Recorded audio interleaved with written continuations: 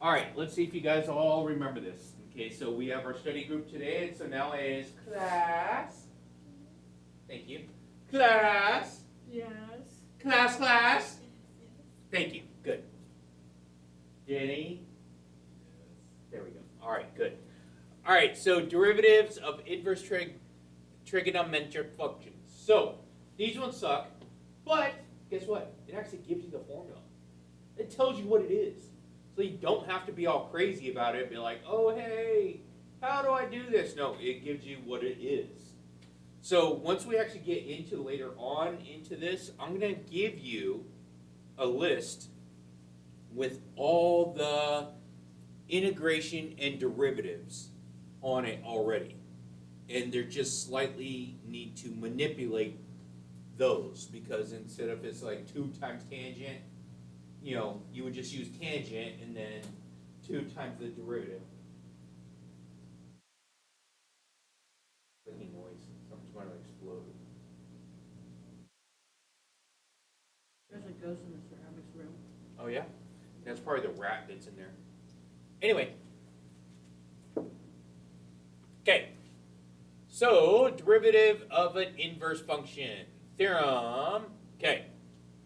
So, what this is we are taking the derivative of g of y. So, g of y, so that's my initial y.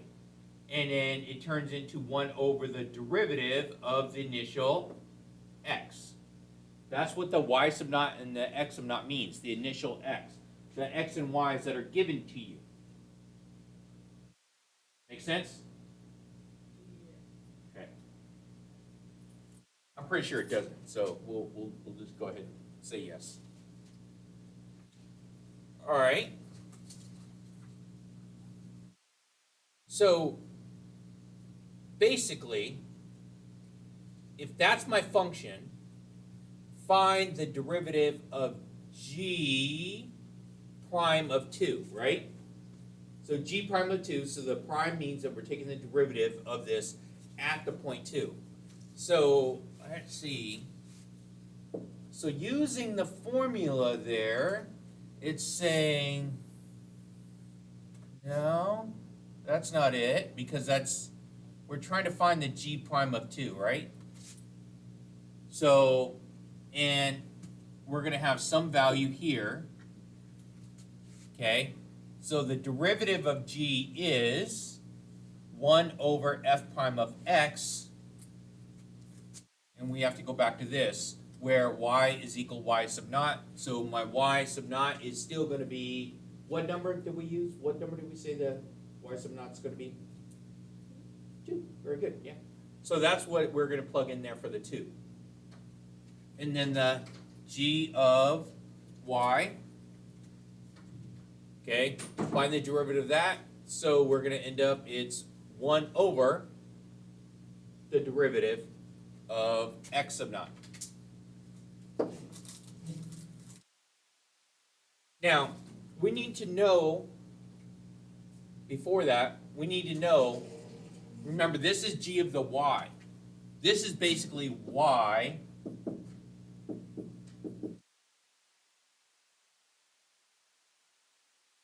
and we're plugging in the y, right?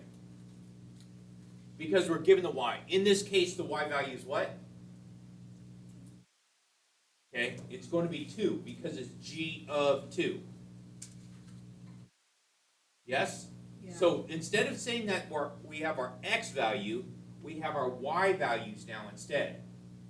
So if we had our x value, we just plug in for x everywhere. But this time it's going to be 2. So we're going to have to go ahead and find that one out. So for this one, I'm going to plug that in. So it should be 2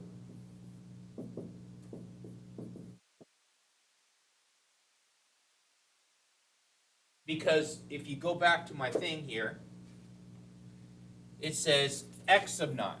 I don't know what my x is, but I do know what my y is. Okay, right here, notation means evaluated at y sub naught.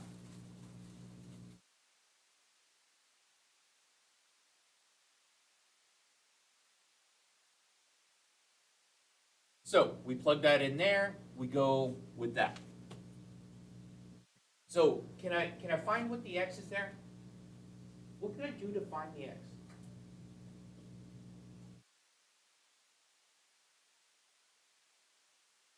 Can I find x? If I ever see something like that, you just say F that, right? And so you're going to do what? Factor it, right? So put the 2 over.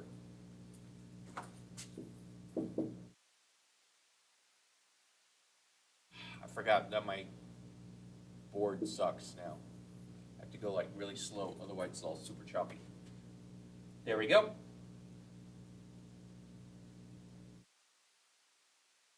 All right, that one looks pretty crazy there. So where is that going to be for this to work out?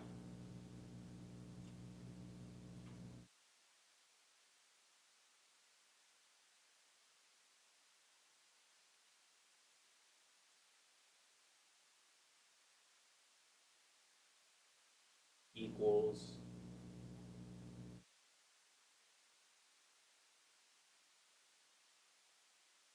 It's not crazy. Think about it. It's not too crazy. It is crazy, but it's not too crazy. Oh, I gotta get something else. Why don't you remind me? What would x equal?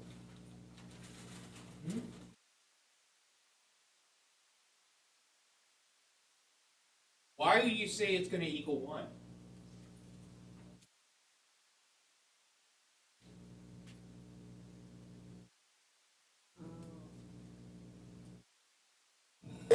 Because you guessed 2, and then you're like, I say close, and you went to 1.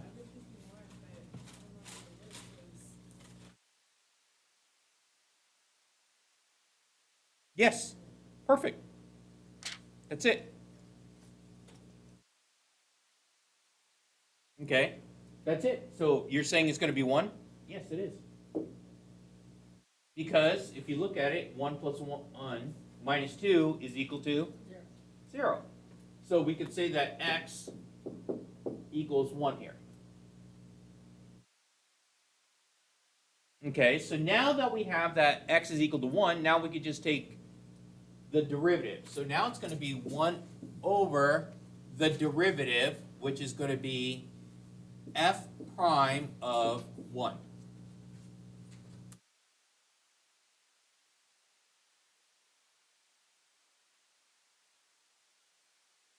Does that make sense, or is that nonsense now? Because we needed to find the x. We now have the x. Now we can plug it in.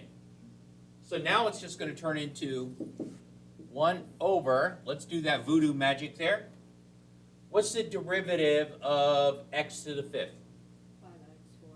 5x to the 4th. What's the derivative of x? 1. And now we still have to plug in what? 1. We still got to plug in 1, right? So it's 1 over 5, 1 to the 4th plus 1.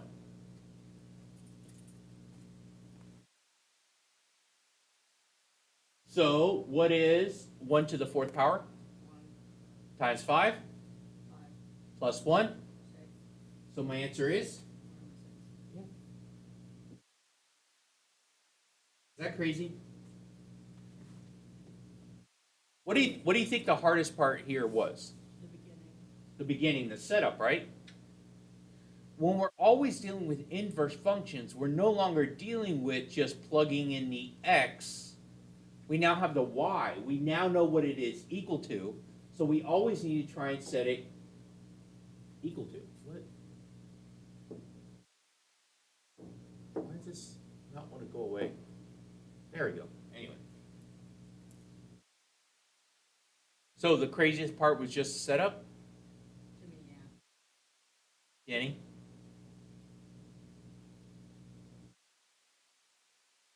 Good guess. Or did you actually be like, No, I actually thought it was. okay, good job, see? Even though you haven't had your coffee yet this morning? No. I'll make some coffee for you, okay? That was a good one, though. Okay. So, all right.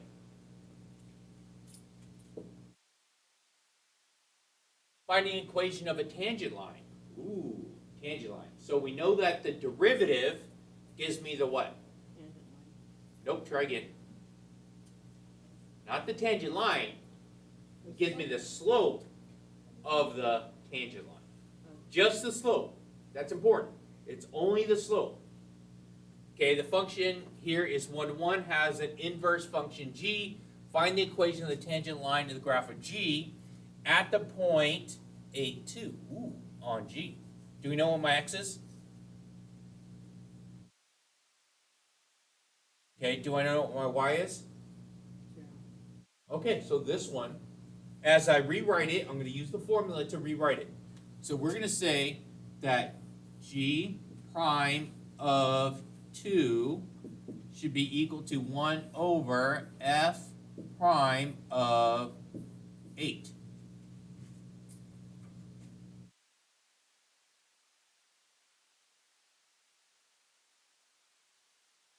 Yes?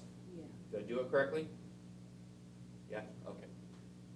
So this one already given the point, so it actually makes your life a whole lot easier. So we can go through and do the derivative, and that's going to give me the slope at the point. So let's go with my derivative. So it's 1 over, what's the derivative of x a third? 3x. What's the derivative of 2x? 2. What's the derivative of negative 4? 0. 0. That goes away. And since we are plugging in, we're going to plug in the 8. What is 8 squared? 64. 64 times 3.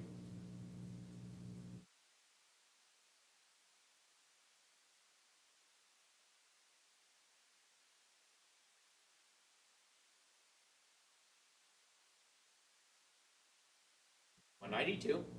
Yes, I like that one. 192 plus 2. 194.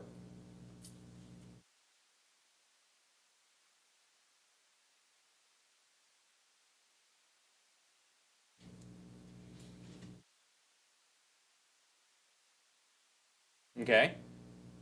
So we get that one right there.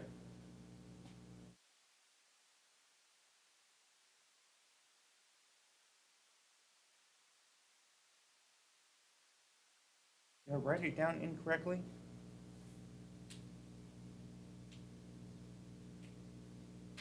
I'm looking at the notes also to go along with this.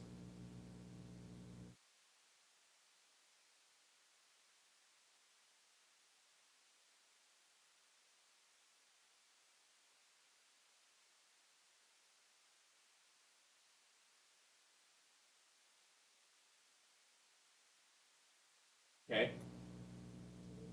They plugged in the wrong one. I'm looking at the book.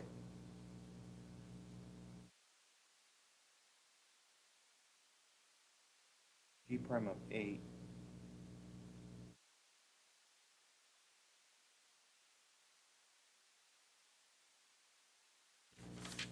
Oh, okay. All right, so from there, we know that's my slope. Now let's do point slope.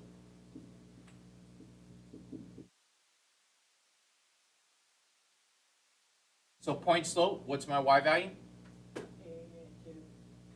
So it's y minus 2 equals 1 over 194 times the quantity of x minus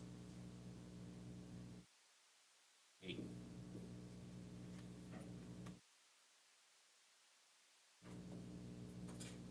And leave it like that, because sometimes you're going to need it in standard form, sometimes you're going to need it in, what's the other form?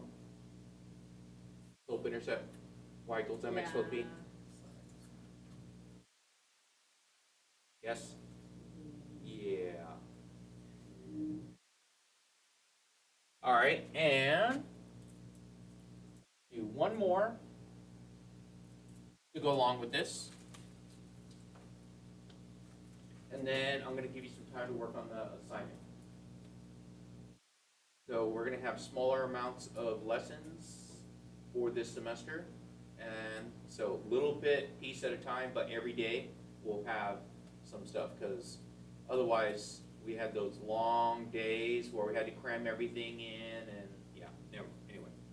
All right, so right here, so the derivative of inverse sine or arc sine right here we're going to have is the derivative of this is going to be 1 over the square root of 1 minus x squared, and because sine is a wave, my domain is actually the range of the inverse. Remember, sine the y values, okay? Sine the y values goes up to the amplitude, which is up to +1 down to -1. So sine is a wave. So therefore, the inverse, instead of actually going up and down, it's now going left and right. Okay? So we're just taking that wave, instead of going left and right, it's now going up and down. So for this, all we have to do is actually plug in, use this as my, that's how we're going to go through and do this. So that's your answer there, and we're just going to modify it from there.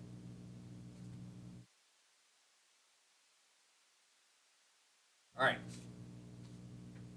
Using the chain rule with inverse sine function, find y prime. Am I missing? Why am I missing crap? Right. Is it on yours? Yeah, if a y equals sine inverse, etc. I am slacking it. I really am. Maybe I didn't wake up this year.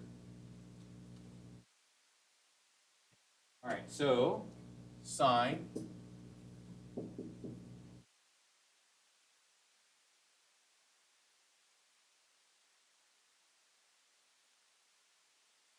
okay. So this is going to be chain rule. So chain rule is the derivative of the inside times the derivative of the outside. So I'm going to do a u on this one.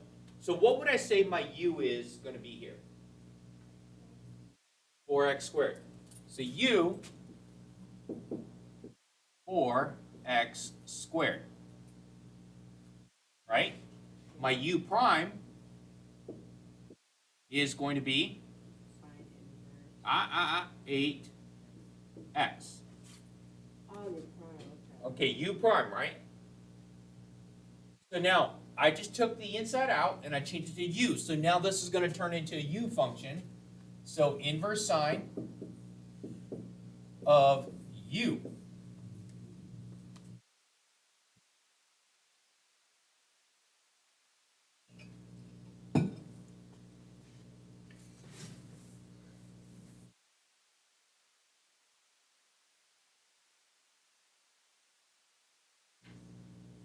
You know that Soldier Boy was actually one of my students? And so I taught him how to do this. This was his favorite part. Because he always loved doing the you. See what I did there? No. Damn it. All right, I tried. Anyway, so inverse sine of u. So now let's go back. And this is going to turn into, so now since I replaced the x with u, I'm now going to say this is going to be 1 over the square root of 1 minus u squared. There we go.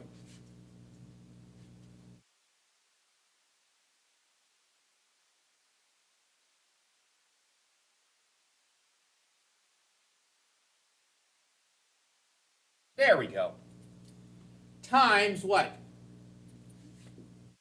U prime, which my u prime is going to be 8x.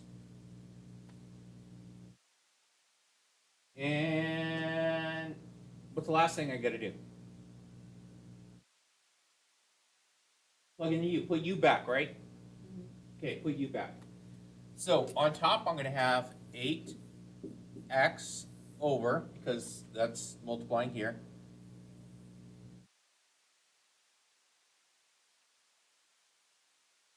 four x squared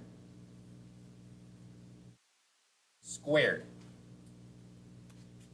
So you could leave your answer like that, or what else could I write instead of the 4x squared squared?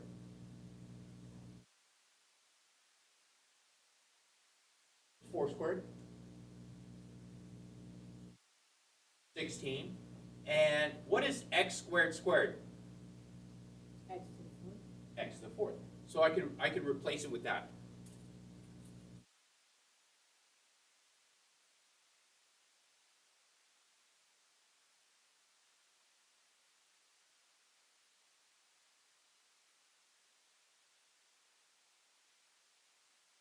Oh, that's not square, that's 4. There we go.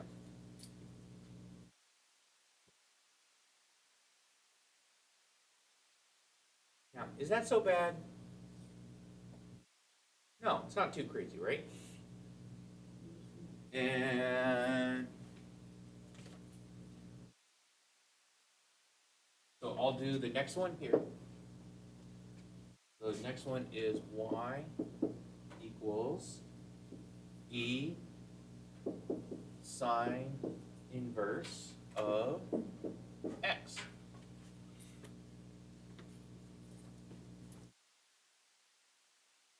All right, try this one yourself. See how crazy this one is.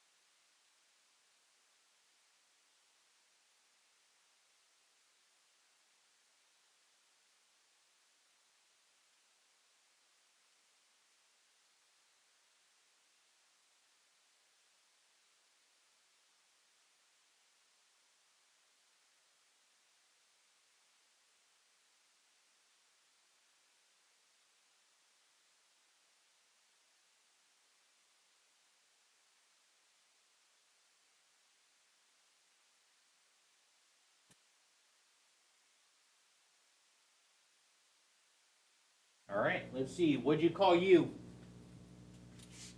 X.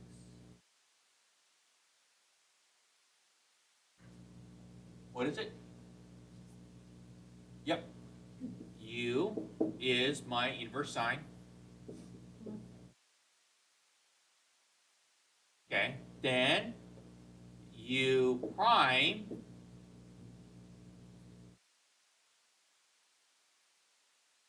square root.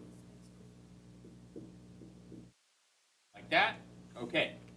So now, as I rewrite this using U, I get e to the,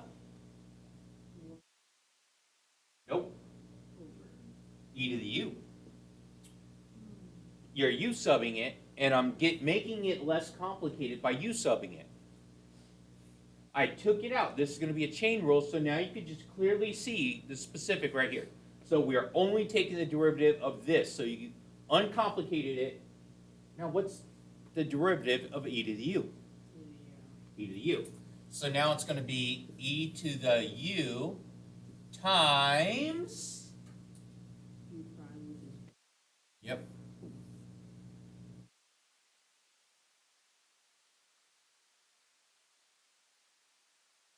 there we go. And then my last thing, flip it back, right? Plug it in. So I'm going to have e inverse sine of x times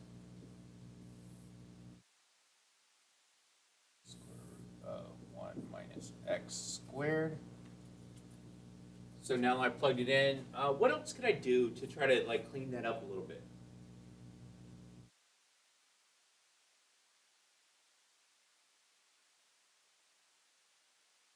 Uh, if I look at it like this, that'd be like over 1, wouldn't it? All this right here, it's not a fraction, so I could write it as over 1. So when I multiply it by another fraction, you can just e to the inverse sine over square root of 1 minus x squared, right? Yeah. So that would be another way of writing it.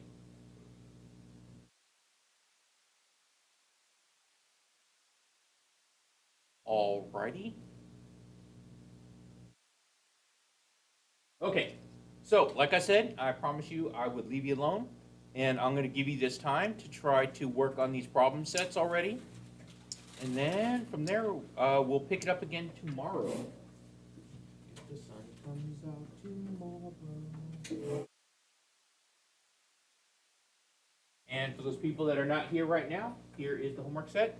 So make sure everyone likes, shares, and subscribes. Hit that notification button. Support my channel. Buy stuff for the merch store.